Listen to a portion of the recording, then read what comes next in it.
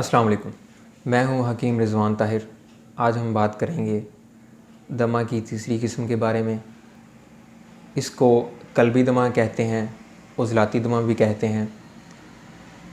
اس کی علامات جو ہیں وہ جسم میں خشکی کا بڑھ جانا، گھبراہٹ ہونا، جسم میں حرارت کی زیادتی محسوس کرنا،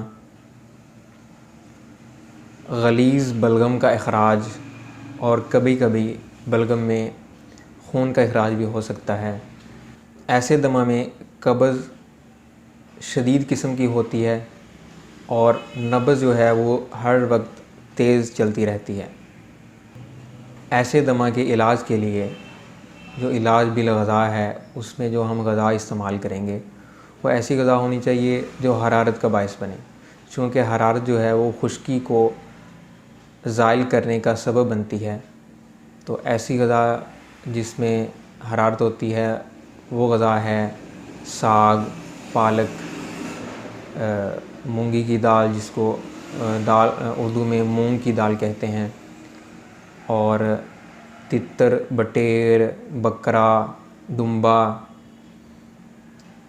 اور اگر ڈرائی فروٹ کی بات کریں تو اس میں چلغوزے، کھجور، انجیر، ان چیزوں کا استعمال کر سکتے ہیں۔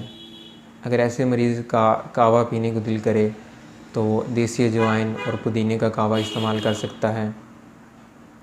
تو آج کے لیے اتنا ہی، چونکہ آج ہمارا ٹاپک دمہ کے حوالے سے جو کمپلیٹ ہو چکا ہے، تو نیکسٹ ویڈیو میں ہم کسی اور ٹاپک کے بارے میں بات کریں گے۔ ہماری ویڈیو کو لائک کریں، شیئر کریں، چینل کو سبسکرائب کر لیں۔ اللہ حافظ۔